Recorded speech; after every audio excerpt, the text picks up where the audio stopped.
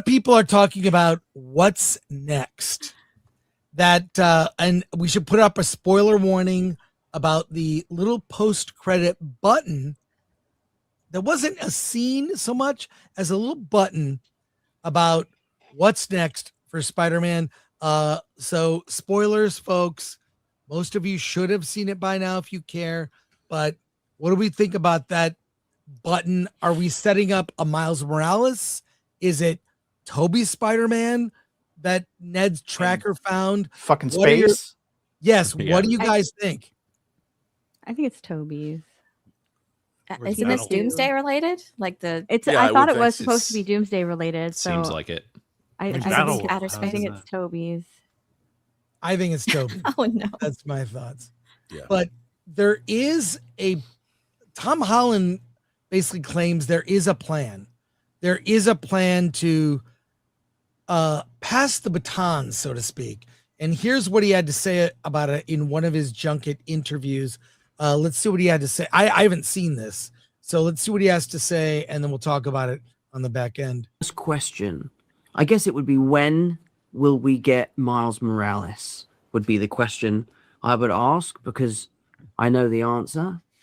And it is? And I can't say it. I'm asking the questions, not answering them. Hey. Good one. Zende, Tom. So there you go. There's not much to it. He talked a lot about that in a different interview where he said that they already pretty much, he went into more detail than that. He didn't answer. What did he say? When just that they know what they're going to do.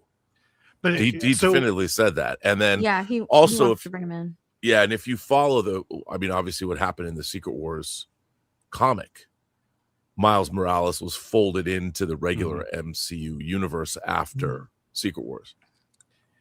Yeah, but when he says, what was his exact quote again? I know what happens, or is it possible that knowing what happens, the answer is nothing happens? Yeah.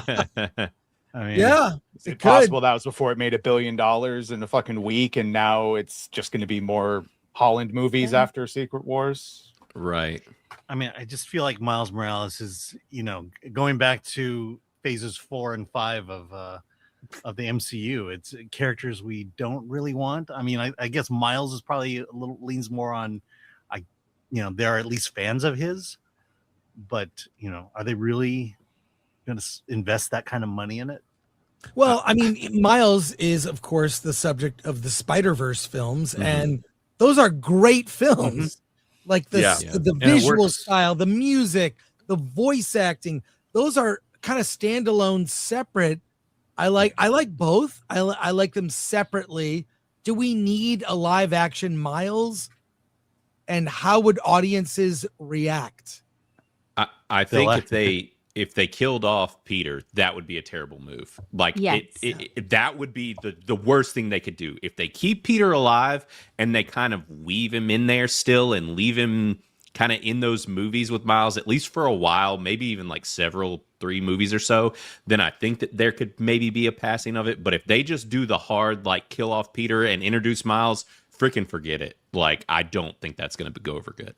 I'd rather have both and have Miles be in a separate universe, kind of like they're doing with the Spider-Verse movies, where they have a bunch of different Peter Parkers. I'd rather him be in a different universe and just have him doing stuff in his own universe, since we have the multiverse and all that stuff already. Just keep both. Don't kill one off, because that would be a very bad thing. Well, we're about to get Lanterns, and we're about to have probably an iconic DC hero killed off in episode 1. I'll know because Alan and I are getting screeners of it. We'll have some indication of it with that first episode, but this seems to be a trend. I don't see why more heroes can't coexist.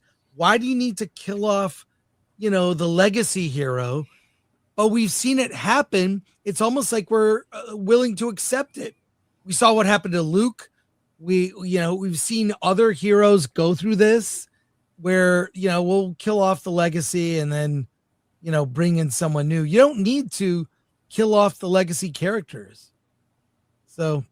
Yeah, it was kind of nice where Tony Stark took on that role for Tom Holland's Spidey. Like he was that older, more experienced, seasoned mentor, and I thought that worked very well when that was going on. And I thought that when No Way Home came out, I was super hyped and thought we need Tobey Maguire, we need Spider-Man 4, and if they want, since he's aging, him be that for if they want to introduce Miles Morales for then.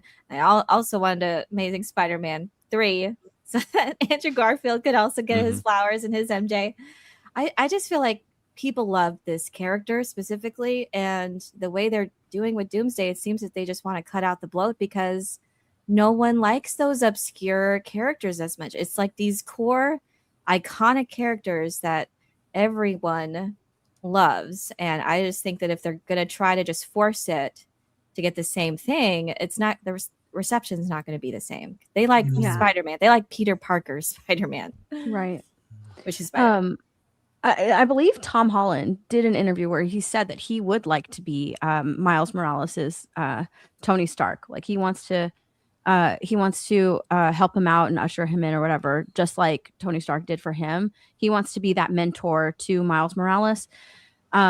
He did say that in an interview, and I think it went around last week or something like that. So he did say that in an interview that he wants to be like Miles Morales's mentor.